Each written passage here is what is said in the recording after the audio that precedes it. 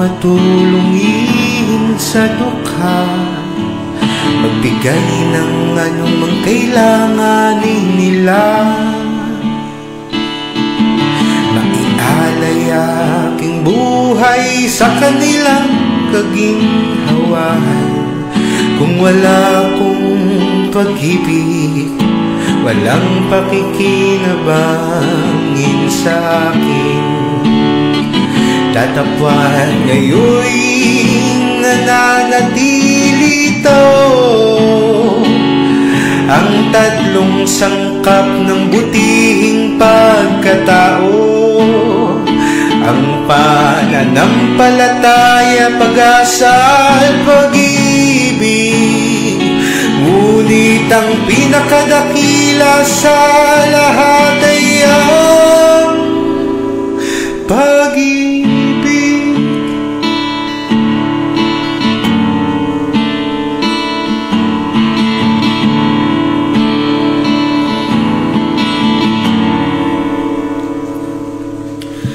Ang pag-ibig ay laging mapagpahinuhod, taglay ang magandang loob.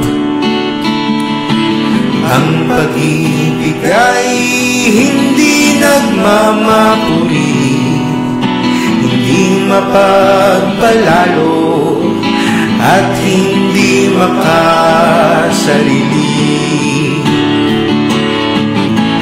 Ang pag-ibig ay hindi nagkukulang, tiwala'y laging inaasahan.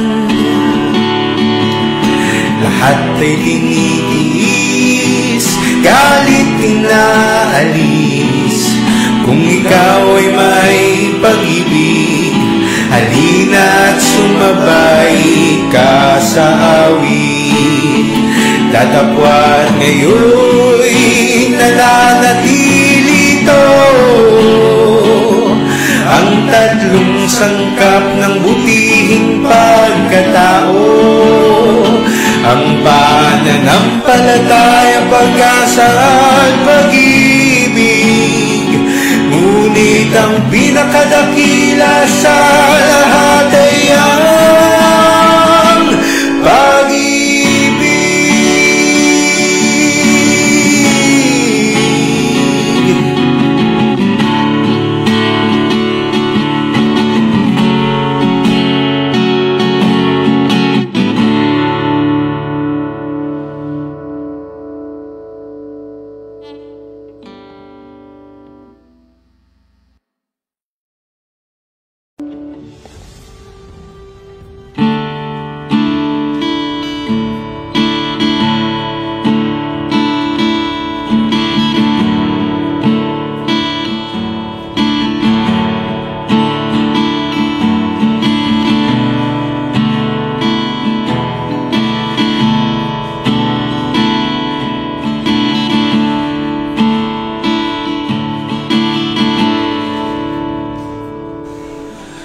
Kung magkaroon man ako ng kaloob na kayang manghulat sa hiwaga'y mabusog, magkaroon man ako ng dakilang pananampalataya, kung wala akong pag-ibig, ako'y wala pa rin kabuluhan.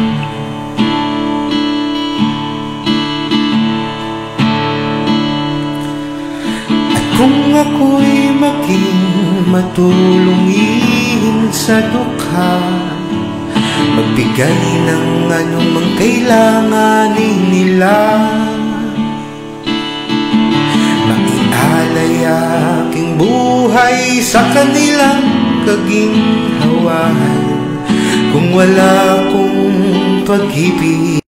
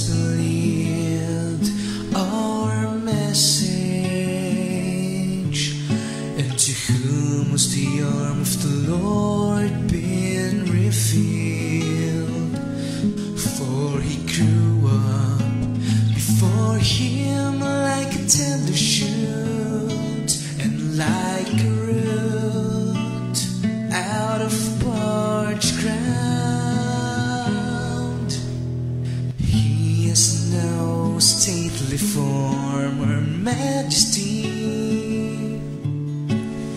that we should look upon Him, nor appearance that we should be attracted to Him.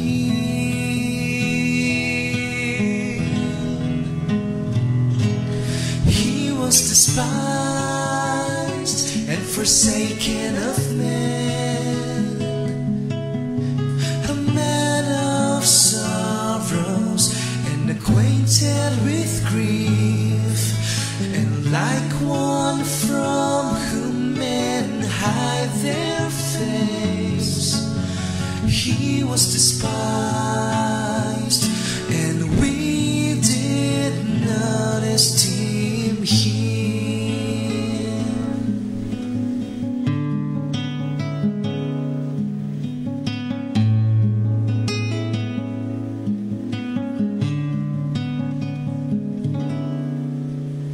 Surely our griefs He Himself bore, and our sorrows He carried, yet we ourselves esteemed Him stricken, smitten of God, and afflicted.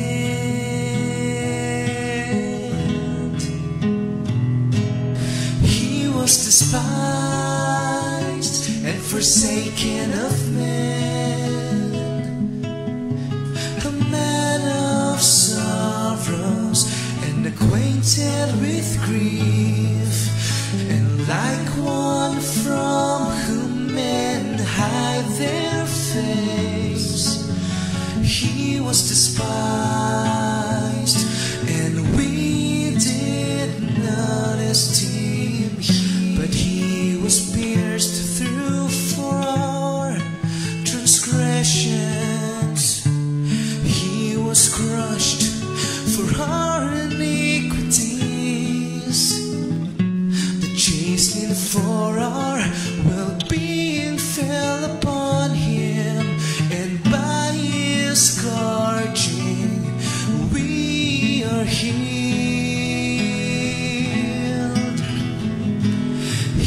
Was despised and forsaken of men, a man of sorrows and acquainted with grief, and like one from whom men hide their face, He was despised, and we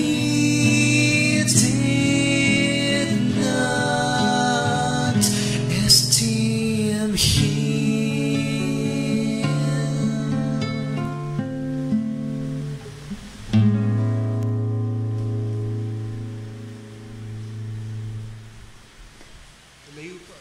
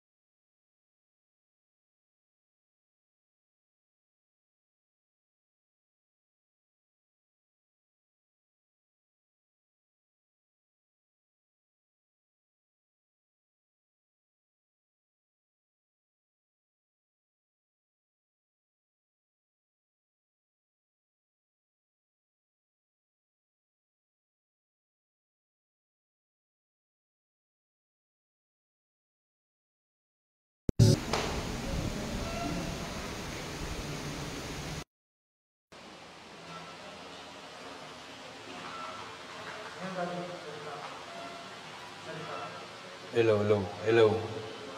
Hello, Mike. Hindi to ba? Okay, magpapatuloy tayo mga kapatid. Pagpapala ng Diyos ang siyang sumaating lahat sa araw na ito. Ikalawang linggo sa buwan ng November 2025. Tayo pong lahat ay inaanyayahang magsitayo para sa isang panalangin.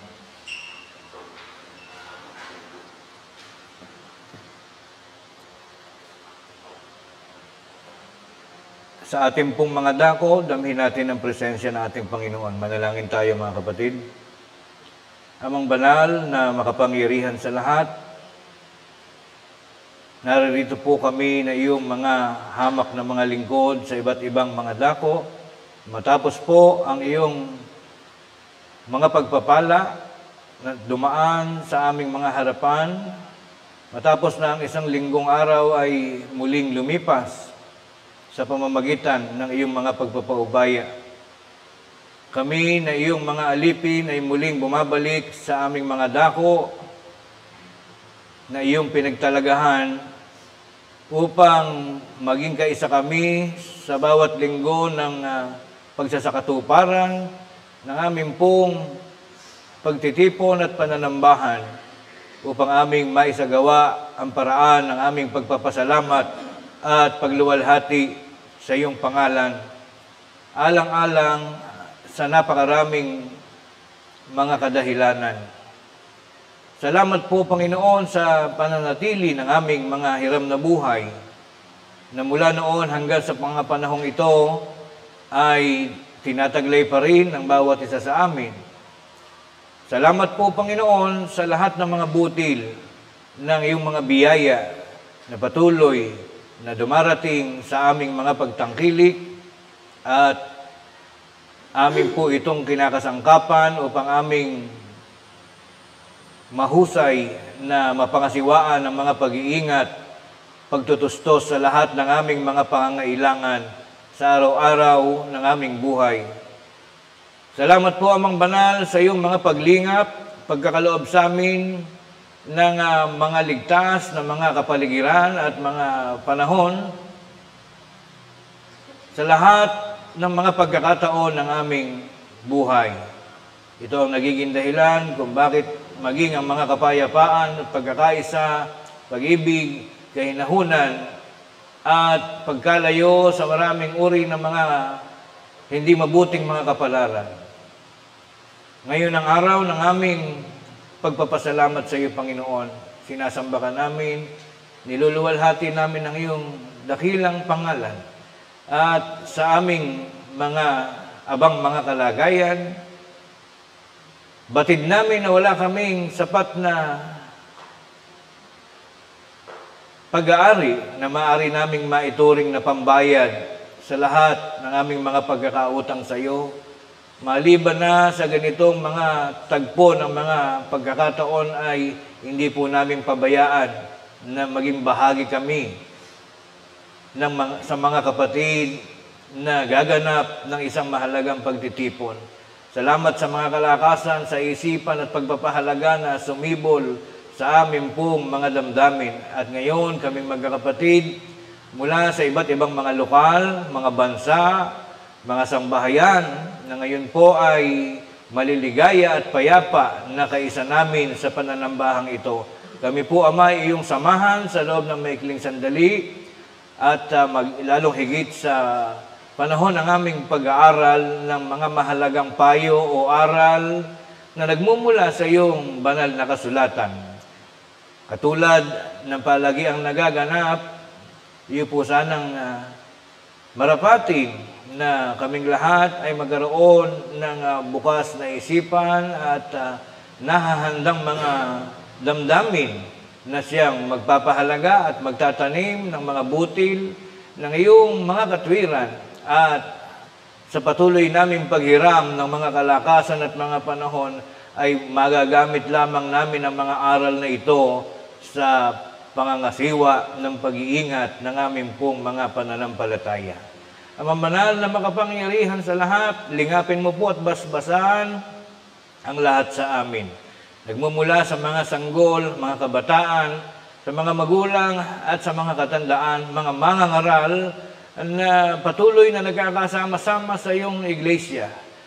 Lalo mong alalahanin, Panginoon, ang mga kapatid na hindi maiiwasang pangyayari nagtataglay o dinatnan ng mga masiselang mga karamdaman na tunay po hindi namin tunay na matatalikuran sapagkat ito'y pangyayaring nagaganap sa aming buhay. Subalit nariyan ka, Panginoon, upang magbigay sa amin ng pag-asa, kalakasan ng aming mga loob at ligaya sa araw-araw. Sapagkat iyo pong ipinakikita na sapagkat ikaw ang may likha ng lahat ng mga bagay, ikaw din ang lumilikha ng pag-asa at mga kagamutan, mga panunumbalik ng pagsigla ng mga pangangatawan ng bawat isa sa amin. Palisin mo po lahat ng mga suliranin, mga bagay na nagdudulot ng mga kalungkutan sa bawat isa ng mga kapatiran. Alalayan mo kami sa lahat ng oras. At kami naman, Panginoon, ay patuloy mo pong basbasan at pahintulutan na magtaglay pa ng mahaba pang mga panahon ng aming mga buhay at kalakasan upang ito'y aming pong kasangkapanin sa lahat ng mga gawaing ikapagkakaroon ng kaluwalhatian ng iyong banal na pangalan. Ang lahat ng ito, Panginoon, muli naming pinasasalamatan sa iyong pangalan at aming namang hinihiling sa pamamagitan ng pangalan ng aming tagapagligtas na si Kristo Jesus. Amen.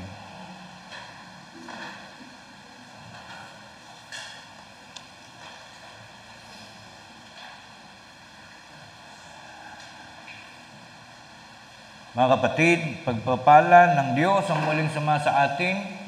Pagbati po ang aking pahatid sa lahat ng mga kapatid na ating pong kasama sa ating ginaganap na pananambahan sa Diyos dito po sa pangalawang linggo ng month of November 2025. Binabati natin ang ating mga kasamahan na laging nakikinig po sa atin, nakapanood sa atin, ang mga kapatid nating naghahanap buhay sa iba't ibang mga bansa. Nakasama po natin sila sa pamamagitan ng online service sa ating pong OFW group.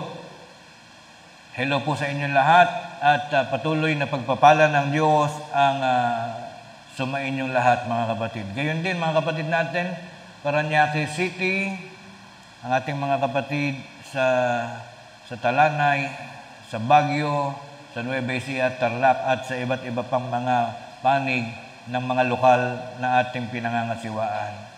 Pagpapala ng Diyos ang laging manguna sa ating pagdadala ng buhay. Ngayon po ay gagampanan natin ang paksa na ating inihandang pag-aralan sa linggong ito. Binalangkas po ito ng ating minamahal na kapatid, Reynante Santiago, ang ating Administrative Office Minister ng Iglesia ng Diyos na Buhay. May kinalaman ito sa mahalagang pag-uugali ng mga anak ng Diyos sa kanyang bayan. Ang pamagat po, ito po'y hango sa mga talata ng Biblia. Mamaya po natin mababasa kung ba't nabuo ang paksang ito. Ang title, ang kahambugan ng kapalaluan. Para magkamag-anak po yung salita na yon. Hambog, palalo, mga lumang salita po yan na noong unang panahon, madalas nating naririnig. Para sa mga kabataan naman ngayon, ito'y magandang pagkakataon na ating mapag-aralan ang mga hinahanap na pag-uugali ng tao, hinahanap ng Diyos. Ang kahambugan ng kapalaluan ay ugali ng isang manglilibak. Yan, maintindihan natin mamaya kung ano ibig sabihin nito. Ang salitang manlilibak, taong mahilig manglait o magbaba ng katayuan ng isang tao. Alinsunod po, mga kapatid, sa dati ng pahayag sa pinakapaborito nating talata sa Bible, 1 Timoteo 3:15. Di po ba may sinasabi doon? Dapat na malaman ng tao ang dapat na ugaliin sa loob ng bahay ng Diyos. So, sa loob po ng bahay, sa iglesia, unang-unang ipinaaalala ng Diyos at ng banal na kasulatan na mayroong tamang pag-uugali na hinahanap ang Diyos. Totoo po na ang tao ay kahit hindi mo turuan ng ugali, bawat tao may ugali. Mula pagkabata hanggang pagtakbo ng panahon, tatanda iyan, mayroong sariling ugali. Ganon din naman ng mga hayop. Meron po tayong tinatawag na mga inborn na mga behavior, yung kahit hindi mo ituro, natututuhan. Katulad po ng pusa, walang eskwelahan, wala nagtuturo. Pero panoorin nyo, kapag siya'y dumudumi, after ng kanyang pagdumi, kumakalmot siya ng lupa. Lahat po, pati aso, ganun eh. Yan po yung mga inborn, mga kaugaliang nakatanim sa kanilang buhay. At kung sa hayop po, ay nagaganap yung ganyan. Sabi nga po, sa langgam, walang langgam na tamad, puro masunurin. Kapag naglakad ang mga langgam, laging nakadiretso ang pila. They always go in a straight line. Bihirang-bihira sila yung naglisaw-lisaw o yung paliko-liko. Pero wala silang paaralan. Sabi nga ng Biblia, walang leader. Sinasabi lang nating mga modern people na may leader sila, may reyna daw. Pero actually, ang reyna ay hindi nagli-lead, hindi nagdidisiplina. Ang trabaho ng reyna, ng langgam o ng anay ay manganak lang ng manganak. So kung sa mga klase po ng mga nilalang, ng mga hayop ay nagaganap ang isang matuwid na disiplina, matuwid na ugali kahit walang nagtuturo, mas lalo naman pong hinahanap ng Diyos na sa tao, bagaman meron ng mga inborn na ugali. Ano po ba yung mga inborn na ugali? Especially ang newborn na baby, ano yung typical na karakteristik nila pag pinanganak? Masasabi mong masigla o buhay, pag hinampas mo sa puwit, umiiyak. Normal ika yung bata. Bakit ba mahilig umiyak ang bata? Kapag pinanganak, up to 2 to 3 months, 4 months, 5 months, bakit ang language ng bata ay iyak? Kasi po wala pa silang alam na salita. Wala silang alam na language o dialekto. Hindi pa nila alam kung ano English, Filipino, Bisaya, or whatsoever. Ang tanging paraan ng kanilang komunikasyon, pag nagsasabi sila ng pangangailangan o nararamdaman, iiyak lang po yung bata. Tayong mga matatanda ang manghuhula kung ano baga ang gustong sabihin ng bata. Ngayon sa ating paglaki, depende sa kung paano ka pinalaki ng pasilidad, ng environment, ng magulang, diyan po nagkakaiba-iba ang ugali ng tao. And it is very common even up to these days, pag lumaki ang bata, may mga taong yumayabang, tumataas. Naririnig nyo ba ang laging sinasabi ng mga tao? Wala akong pakialam sa sinasabi ng iba. Ang mahalaga ay kung ano ang nararamdaman ko. Ang mahalaga ay wala akong lagi yan wala siyang tinatapakan na tao. Sino ba naman tao mahilig tumapak sa tao, di ba?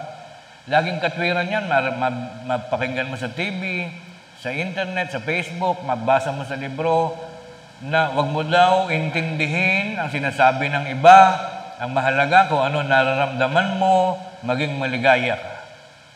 Iba't ibang katwiran, mga kapatid.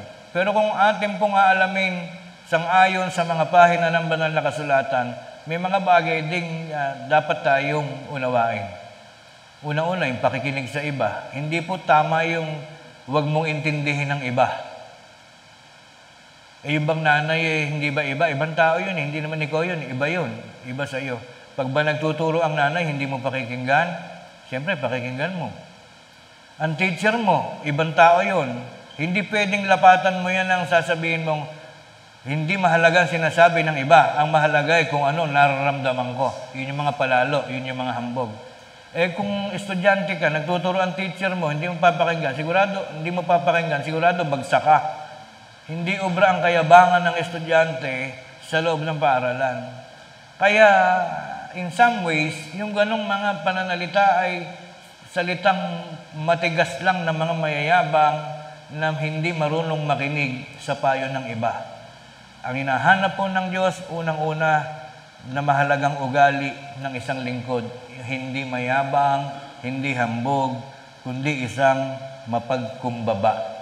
Lahat po kasi ng mga magagandang kalagayan nagsisimula pag mapagkumbaba, malayo sa aksidente, malayo sa away, malayo sa sigawan, malayo sa suntukan, puro kapayapaan ang idinudulot sa tao ng mga taong mapagkumbaba. So, narito po ang ilang mga inipon nating mga talata, mga verse from the Bible na tutulong sa ating aralin kung ano ba ang gusto ng Diyos na gawin natin at hindi yung kung ano ang ating gusto.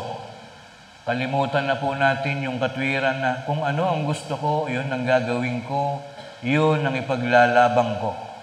Mahilig ang tao sa laban, sa away. Wala ka namang kalaban sa mundong ito. Ba't lalabang ka, hindi ka naman inaaway? Alamin natin kung paano tayo mabubuhay ng may patnubay ng Diyos. At yung hindi yung una pa ang Diyos na nagagalit sa iyo dahil masyado kang hambog. Umpisang talata, susunod-sunod rin na po natin. Unang Pedro 5:6. Samahan niyo po ako magbasa. Ganito ang unang payo.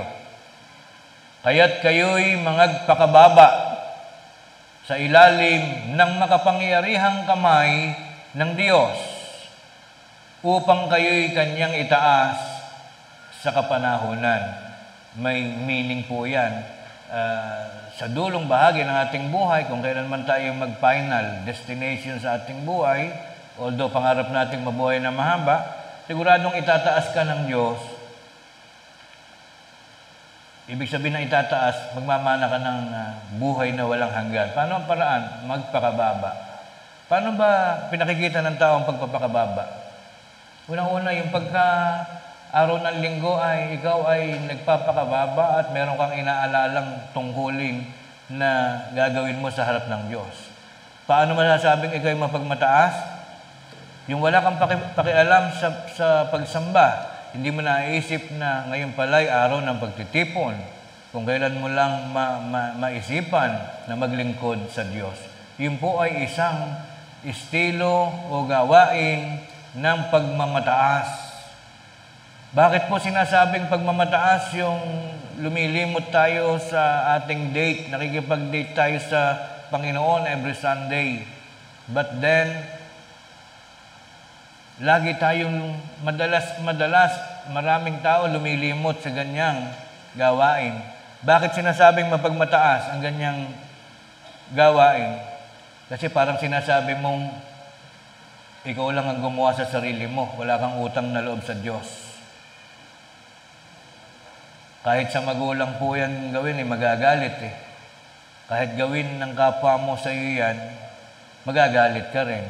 So, ang isang inisyal na palatandaan ng pagmamataas sa Diyos ay yung hindi mo pag-alala sa Diyos. So, yung mga basic na doktrina na itinuturo natin sa mga bata, gayon din sa ating mga tumatanda na, ano po ba yun? Paano maipapakita sa Diyos ang ating pagsunod o ang pagpapakita ng pagkamababa? Unang-una, panalangin. Lagi nating ipag-pray, lagi nating hilingin sa Diyos yung ating gagawin sa maghapon. Nakakalimutan lang natin dahil sa sobrang nating kabisihan minsan, pero yun ang unang-unang nagiging kasalanan natin sa pagbukas pa lang ng araw. Pagsikat pa lang ng araw, busy na tayo.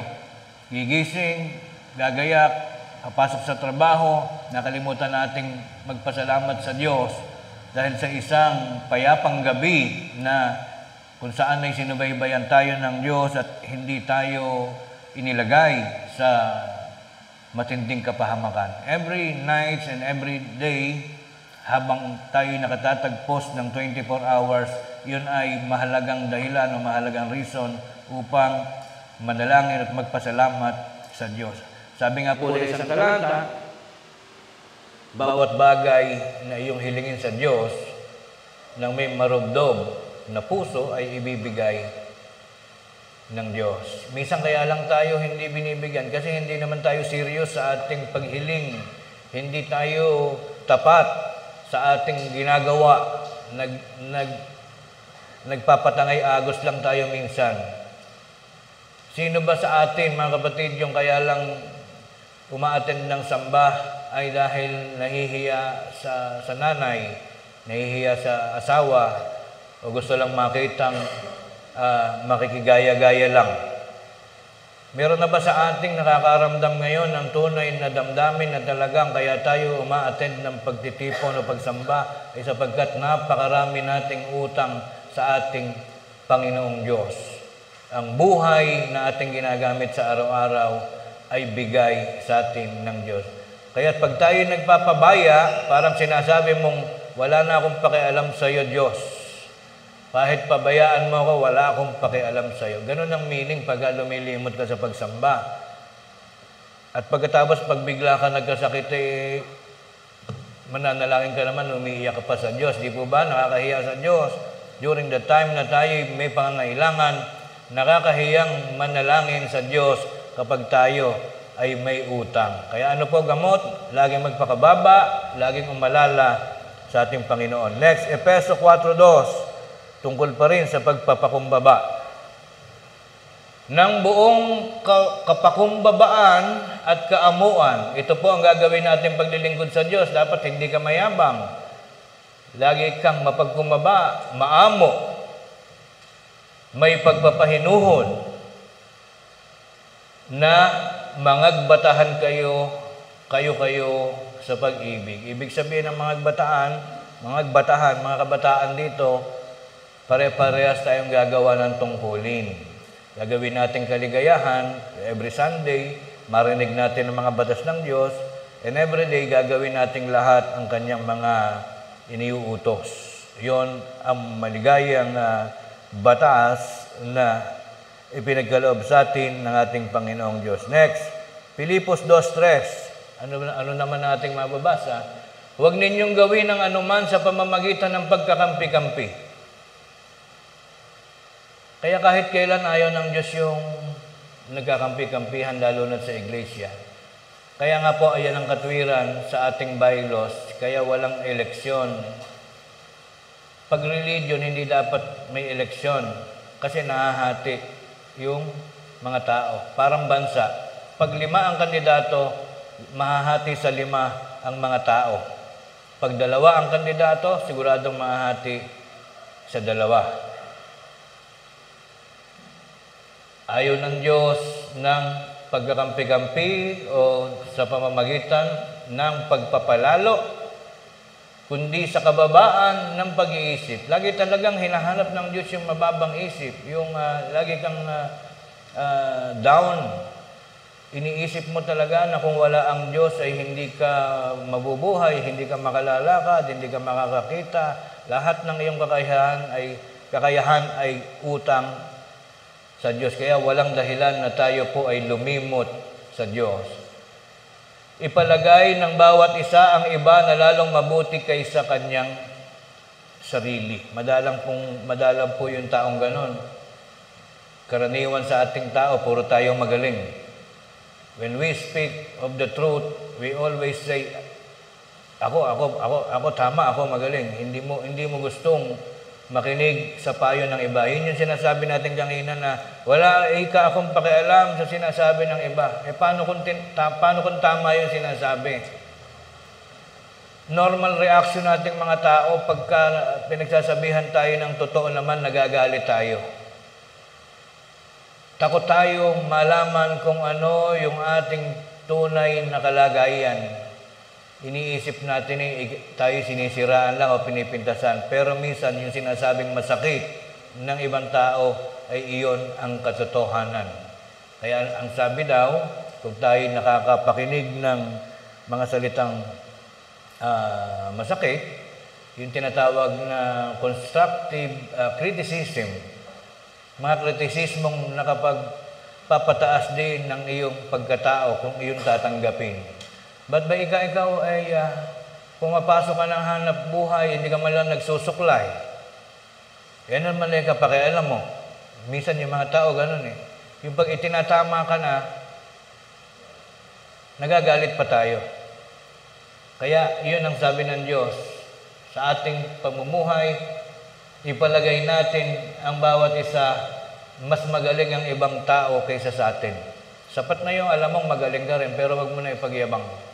Mas isipin mo na, ganun po yung mga bata sa kung mo ang aking pong exposure ng mahigit kalahati na ng aking taon, o more than half of my years, ang exposure ko po sa kabataan. Minsan may batang tatahimik, hindi naman nagre-recite, hindi pala kibo. Pagdating ng college, sila pa yung talaga lumilito yung siya pala yung tunay na matalino, hindi pala yung first honor, hindi pala yung second honor, hindi pala yung valedictorian, salutatorian. Meron ganun eh. Na pagkuha ng mga exam, mas mataas pa yung simple-simple. Yun po yung sinasabi. Meron mga tao talagang mababa lang, mapagkumbaba. So, these are the basic na mga pag-uugaling hinahanap ng Diyos sa lahat ng kanyang mga lingkod. Ano naman ang hayag na makikita sa taong hindi nagpapahalaga sa Diyos? Paano mo daw malalaman na ang tao ay walang pagpapahalaga sa Diyos? Pakinggan natin Jeremias 48:29. Aming nabalitaan ang kapalaluan ng Moab, isang lugar po sa Israel, na siya'y totoong palalo. Ang kanyang pagmamataas at ang kanyang pagpapalalo at ang kanyang kahambugan at ang pagmamatigas ng kanyang puso. Nabalitaan po ni Propeta Jeremias, ito po ay pangungusap ng Diyos na isinulat ni Jeremias. Natagpuan o natuklasan daw ng Diyos ang pag-uugali ng mga taga-Moab na mapagmataas, mapagpalalo, at matigas ang ulo. Yun nga po yung sinasabi natin kanina. Ang isang group of people o mga tao, masasabi mo lang na mayabang kapag ka walang pakialam sa Diyos.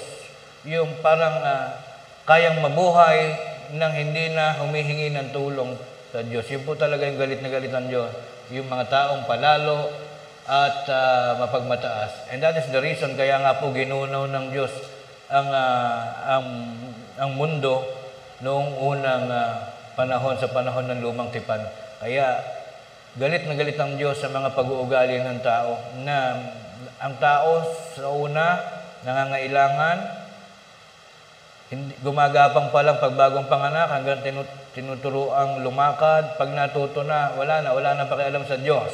Ganun po ang tao. Kaya ginunaw ng Diyos sa unang pagkakataon ang daigdig dahil sa kapalaluan at kayabangan ng mga tao. Next, Isaiah 10:12. Atin lang pong kinalap lahat ng mga talata na concern sa tinatawag na pagpapakababa at pagpapalalo, upang ang ating pong alamin bilang lesson for this week ay kung papaano ka mabubuhay na susundin mo yung gusto ng Diyos na pagiging mapagkumbaba. Dito naman ating basahin, kaya't mangyayari na pagka naisagawa ng Panginoon ang buo niyang gawain sa bundok ng Sion at sa Jerusalem, aking parurusahan ang kagagawan ng mapagmalaking loob na hari sa Assyria. Ito pong Assyria, this is the old name of some part of Iraq. In between Iraq and Iran, andun po yung Assyria na yun. Hanggang ngayon nagkakagalit. Ang mga terorista ay nandun din. Ang iba't ibang mga uri ng mga pinagkakagalitan nila noong unang panahon pa ng panahon na nasulat sa Biblia. Hanggang ngayon, the same pa rin yung kanilang problem na agawan sila ng mga territory. So noon pa lang, galit na po ang Diyos sa mapagmalaking hari. Sila din po yan. Ngayon, Israel, kalaban nila yung mga Palestino doon, yung mga binabanggit na yan. Yung Iran at Iraq, magkakatabi po yan. Saudi, magkakatabi yan.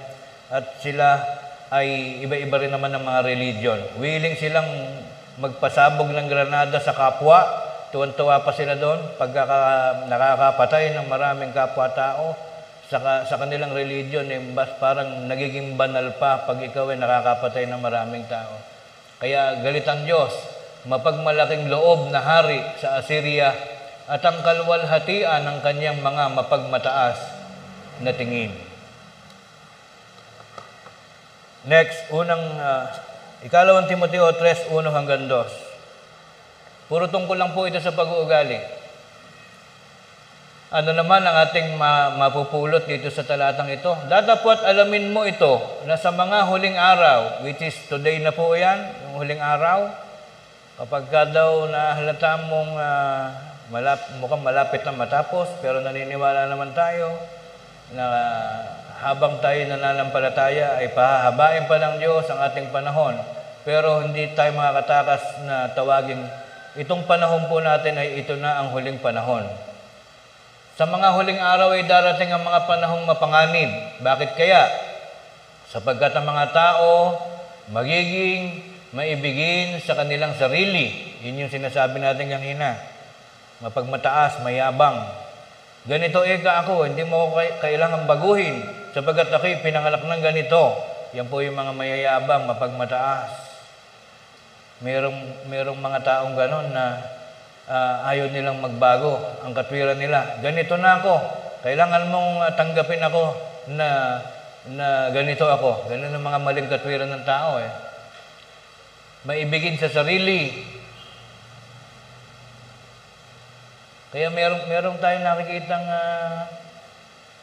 mga post sa Facebook, self-love. Parang ang ganda basahin, pero sa Biblia pala ayaw pala ng Diyos yun. Pero may utos din naman, mahalin mo, ingatan mo yung sarili. Pero yung sobra, galit pala ang Diyos na maibigin sa kanilang sarili. Selfishness ang ibig sabihin nun. Yung laging puro sarili mo lang ang iniintindi mo. Sapagkat ang tao ay magiging maibigin sa sarili, maibigin sa salapi, mayayabang, mapagmalaki, mapagtungayaw, masuwayin sa mga magulang.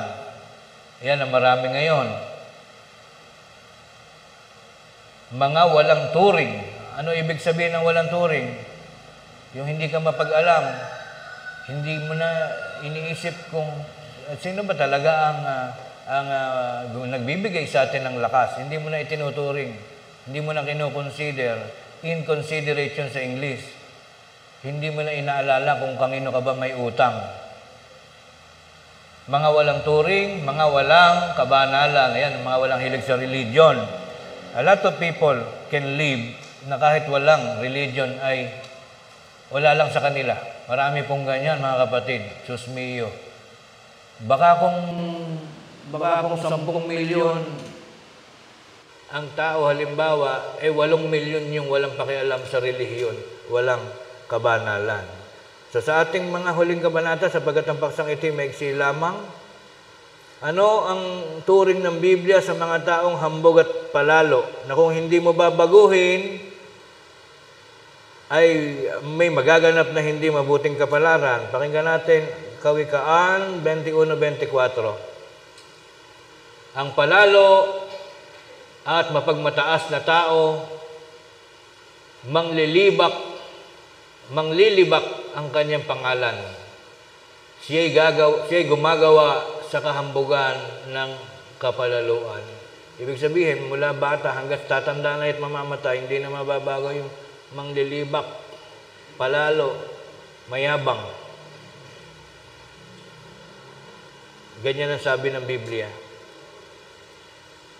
Next, ikalawang Pedro 2:12 hanggang 14. Ating pong tandaan at pakinggan, aralin. Datapot ang mga ito nagaya ng mga kinapal na walang bait na ipinanganak na talagang mga hayop upang hulihin at lipulin na nagsisialipusta sa mga bagay na hindi nila nalalaman ay walang pagsalang lilipulin sa kanila ring pagkalipol. Kaya nagagalit talaga ang Diyos sa mga hindi sumusunod sa kanyang kautusan. 13. Na nangagbabata ng masama na kabayaran ng gawang masama. Palibasay, inari nilang isang kaligayahan ang magpakalayaw kung araw, mga dungis at kapintasan na nangagpapakalayaw sa kanilang mga daya samantalang sila'y nakikipagpiging sa inyo. In just a simple part of an example, para wag na tayong humaba pa ng humaba, para maikukumpara mo yan sa nangyayari ngayon. Di ba kaliwat kanan? Parang naglo-lawn tennis. Nawawala ang mga bilyong-bilyong pera ng Pilipinas. Pero ayaw tutukan kung sino talaga may kasalanan. Pagka ipinukol mo sa isa, ipupukol naman sa kabila. Sa kanila nagmula yan. Sabihin ng isa, hindi, ngayon yan nagaganap, kaya huwag mo sa aming isisi. So tumagal na tumagal ang araw, hanggang sa nakalimutan na yung issue, napalitan ng lindol, at ngayon ay bagyo. At nakawala na yung mga mandarambong na may dala ng mga bilyong-bilyong pera. What is our point? Totoong sa mundo, may mga nagaganap na mga kabulastugan, mga kabalbalan, kawalangyaan, pero ini-enjoy lang nila ito. Sabi diyan, isang kaligayahang magpakalayaw kung araw, mga dungis at kapintasan, nagpapakalayaw sa kanilang mga daya. Malaya pa rin silang nabubuhay. Malayaw, masaya. Maganda ang buhay ng mga nagpapakalayaw sa kapintasan. Yan po ang buhay. Noong hindi natin masabi ng isa-isa kasi kaya nga nila ayaw ituloy ang investigation sapagkat lahat naman sila ay may mantsa. Lahat sila ay gusto nang matapos ng ganitong problema. Ewan natin kung sana matuto ang bansa, kung ano yung mga next step, pero iisa ang totoo, nawawala ang pera ng Pilipinas. At talamak pa rin yung, di ba makita mo, ano ba nakabubuisit na tanawin? Yung buong-buo yung mga karsada, especially dito sa Bulacan, sa amin pong parte, buong-buo yung karsada, sinisira. Kasi kailangan magamit yung pera. Sino ang gumagamit niyan? Yung mga politiko, hindi naman natin masasabing hindi sila. They have the power and they have the right para gamitin yung pera. Anyway, ang ating pong topic napunta sa ganyang bagay kasi iyan yung the best example kung paano natin naiintindihan. Itinuturo ng Biblia na sa mundong ito, it is just normal na makita mo kung sino pa ang tarantado, sila pa ang malalayaw, sila pa masaya buhay. Ganyan po yun. Pero kung ipagpapalit mo ang ganitong sitwasyon sa kung ano ba gusto ng Diyos, magpakababa ka, magtiis ka, gampanan mo kung ano kanyang gusto, iwasan mo yung pagpapakalayaw sa mga kapintasan na mali. Hindi po totoo sa mundo yung ikaw may kasalanan na lagi kang nagdurusa. Especially sa buhay po na material, Pero yung ating kasalanan, pagdudusahan natin kapag tinapos na ng Diyos ang kasaysayan sa mundo. Ang sinasabi lang natin, in this life, in this modern kind of life, kung sino pa yung mga balasubas, sila pa ang masasarap ang buhay. Kaya wag tayong padaya sa nagaganap, mga kapatid. Ang gusto ng Diyos, simple lang tayo, babaan mo lang, magpakumbaba tayo, wag tayo yung nagiging mapagpalalo na napapansin ng ating Panginoong Diyos. Sa ating mga huling talata, dito na pala, huling talata na, Kawikaan 16:18. Huling talata po. Ang kapalaluan ay nagpapauna sa kapahamakan at ang mapagmataas na diwa ay sa pagkabuwal. Yan po ang sumpa ng Diyos at sumpa ng banal na kasulatan na laging nagaganap naman dito sa mundo. Maaring medyo mahabang panahon nabubuhay yung mga walang yang tao, pero darating talaga yung puntong mabubukodin o nakikita rin nila kung ano yung kanilang hinahanap. Ganun po ang batas sa daigdig. Yung mga palalo daw, mapupunta, nagpapatiuna sa kapahamakan at ang mapagmataas na diwa ay sa pagkabuwal. Anyway, this is our lesson for this week. Sana po'y maging inspirasyon sa ating lahat. Habang tayo pinauutang ng Diyos ng ating lakas at buhay, kalinawan ng mata at pag-iisip, mahusay na pagkilos ng katawan, lagi nating isipin, maging mapagkumbaba tayo. Let us bow our heads to our God. Lagi tayong susuko sa Diyos, especially during Sunday. Ang pinaka banal na bagay na maaari mong gawin ay pilitin mong lagi na hindi po tayo lumiliban sa mga panahon ng pagtitipon at pagpapahalaga sa ating Panginoong Diyos. Diyan lang po natin maipakikita ang ating pagiging mapagkumbaba at mapagmahal sa ating Panginoon. Marami po salamat sa pakikinig mga kapatid. Nagtatapos po tayo at kayo po ay aking inaanyayahang muling magsitindig.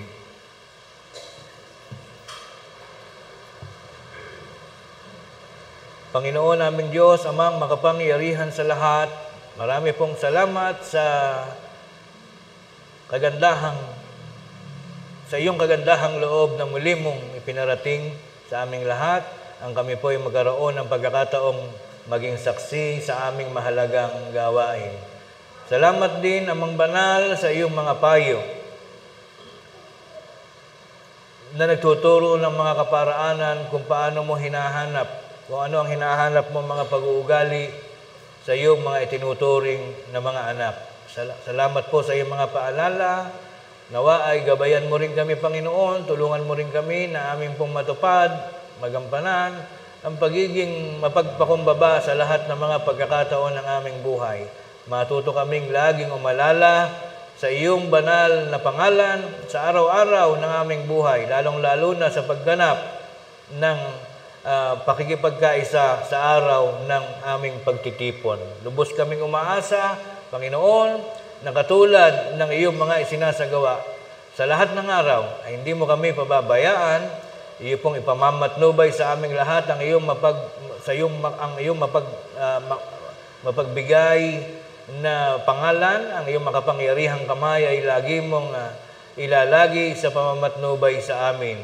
Ilayo mo kami sa mga sakuna, kapahamakan, lalong-lalo na sa kinatatakutang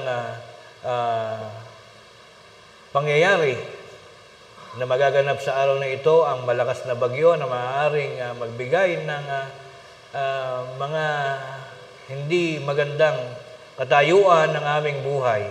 Iligtas mo kami, Panginoon, maging ang aming mga kababayan, ang aming dako, at ang buong mundo, Panginoon, ay patuloy mong alagaan at ilayo mo po sa lahat ng uri ng mga bagay na makapipinsala sa iyong mga hamak na alipin. Patuloy mong ipamatnubay sa aming lahat ang kapayapaan, ang kalakasan ng loob, ang pag-ibig sa iyo, Panginoon, ang pag-ibig sa mga kapatid, pakikipagkaisa, at ang hindi paglimot sa aming mga tungkulin. Ito po nawa ang maging tatak na iyo pong ikakikilala sa aming lahat, habang kami naman ay patuloy mong pinahihiram din at pinauutang ng aming mga lakas at mga kapanahunan.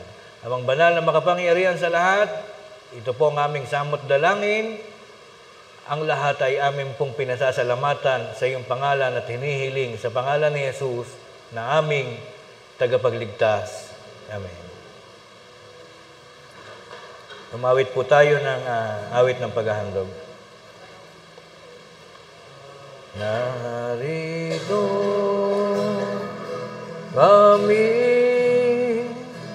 na iyong alipin at napipisan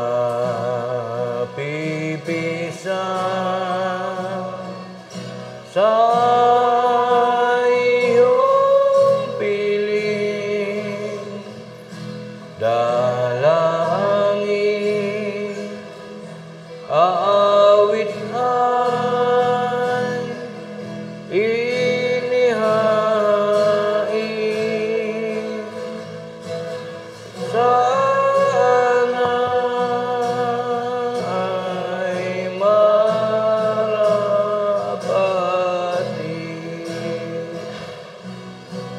banal na handog ang tanging alam na ang iyong lingkod ay bendisyonan na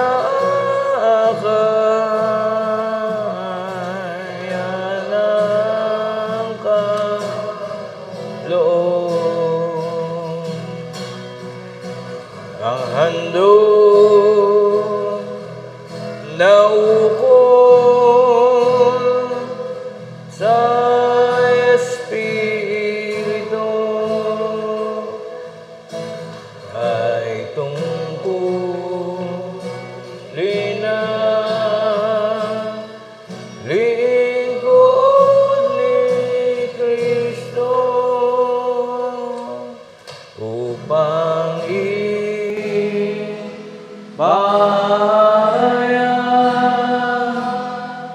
ang Ebanghelyo ng amang ministeryo. Muli po tayong magsitindig, mga kapatid.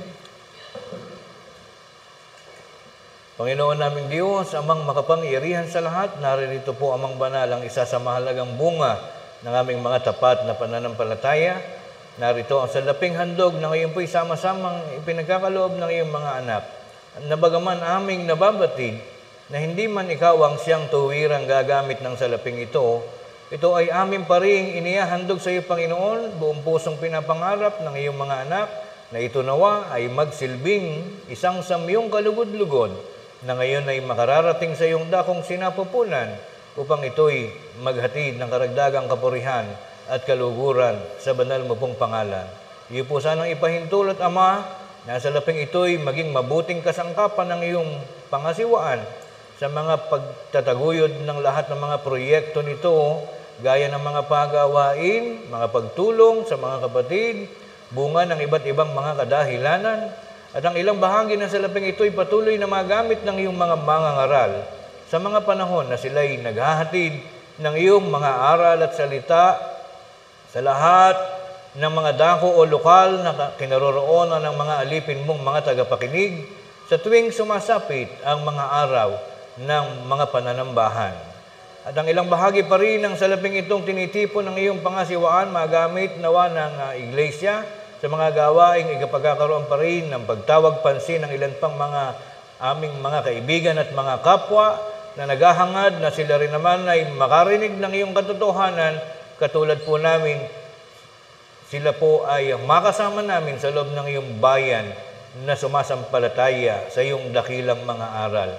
Ama naming Diyos na makapangyarihan sa lahat, ang halaga ng salaping handog na ito ay amin po ngayong ganap na ipinagkakaloob, pinagkakatiwala sa iyong iglesia sa pamamagitan ng kaalaman ng aming tagapagligtas na si Kristo Jesus. Amen. Awitin po natin ang doksolohiya. Ang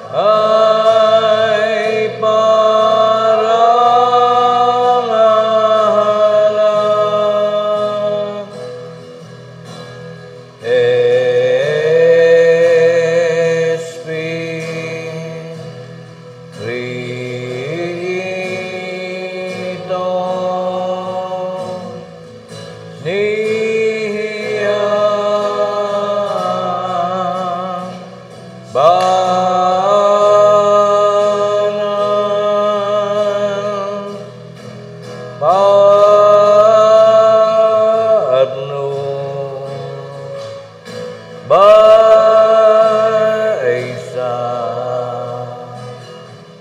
kahit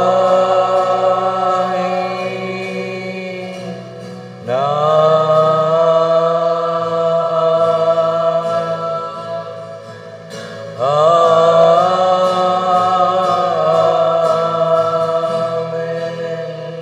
at ngayon sa bisa ng karapatang minsang ipinagkatiwala ng Diyos sa kanyang kinakasangkapang mangaral, naway tanggapin natin ang walang hanggang pag-ibig ng Diyos Amang sumasa mga langit at nawa ang kanyang biyaya at pagliligtas sa pakikilakip ng kanyang banal na Espiritu ang siyang patuloy pa ring maghari sa ating mga buhay mula ngayon at magpakailan paman.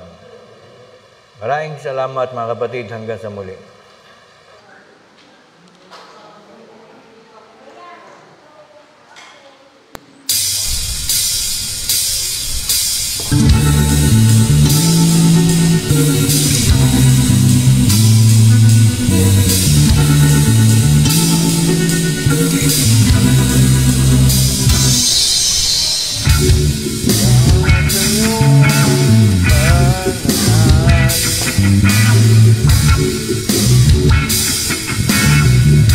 Magot na Roda Agency.